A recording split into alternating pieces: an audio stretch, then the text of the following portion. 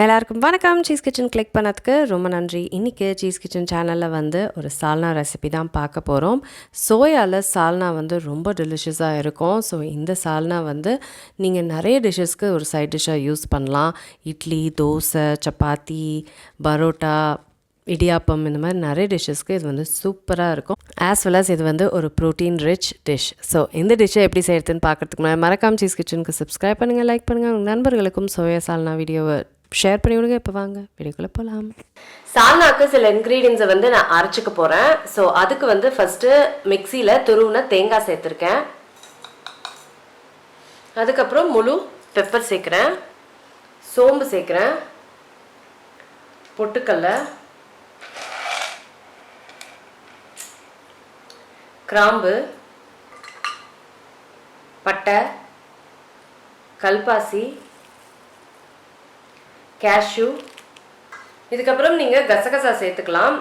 எனக்கு தீந்து போயிடுச்சுனால என்னால் சேர்க்க முடியல. நீங்கள் வந்து ஒரு ஸ்பூன் கசகசா வந்து சேர்த்துக்கோங்க. ஸோ இதில் வந்து தண்ணி விட்டு நம்ம வந்து நல்லா மையாக வர வரைக்கும் நல்லா அரைச்சிக்கணும்.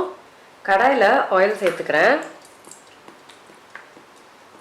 ஆயிலில் பட்டை, லவங்கம், ஏலக்காய், சோம்பு,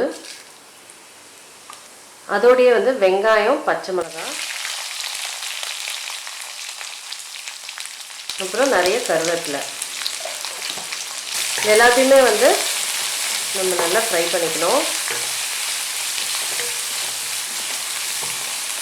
வெங்காயம் நல்லா குக் ஆகிடுச்சு. இப்போ வந்து தக்காளி சேர்த்துக்கிறேன்.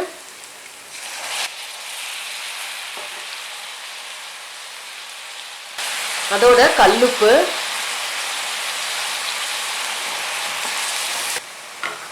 ஸோ இப்போ இது வந்து நல்லா மையாற வரைக்கும் நம்ம குக் பண்ணணும். தக்காளி நல்லா மையாக குக் ஆகிடுச்சு. இப்போது இஞ்சி பூண்டு விழுது சேர்க்குறேன். இதோட அப்படியே காரம் சேர்க்குறேன். காரம் பார்த்து சேர்க்கணும், ஏன்னா பெப்பர் பவுடர் கூட சேர்த்துருக்கோம். ஸோ காரம் வந்து அளவாக சேர்க்கணும். மஞ்சள், அப்புறம் கொத்தமல்லி பொடி, இது எல்லாமே வந்து நல்லா குக் பண்ணோம்.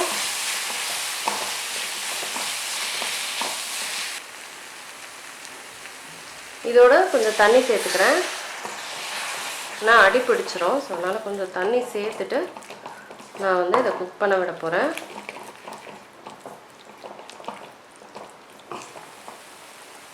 இப்போ இது குக் ஆகிட்டு இருக்க டைமில் நான் வந்து புதினா சேர்க்குறேன்.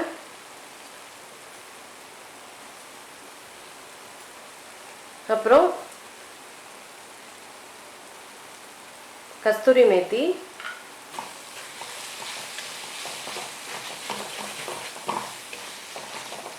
இது ரெண்டையும் இன்னும் ஒரு 2 மினிட்ஸ் குக் பண்ணிக்கலாம்.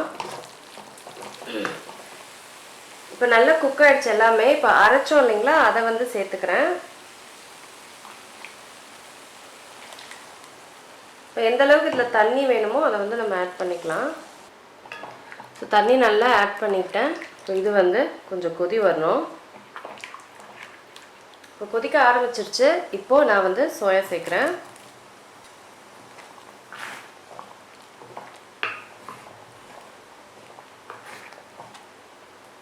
சூப்பரான சோயா சால்னா ரெடி. நல்லா யம்மியாக இருக்கும். இது வந்து எல்லாத்துக்குமே நல்லாயிருக்குங்க. இட்லி, தோசை, பரோட்டா, இடியாப்பம், ஆப்பம் எல்லாத்துக்குமே சூப்பராக இருக்கும். ஸோ கண்டிப்பாக ட்ரை பண்ணி பாருங்கள். நான் உங்களை சீக்கிரமாக அடுத்த வீட்டில் சந்திக்கிறேன். வணக்கம். இருங்க, எங்கே போகிறீங்க? இந்த 2 வீடியோஸும் கண்டிப்பாக உங்களுக்கு பிடிக்கும். கிளிக் பண்ணி பாருங்கள்.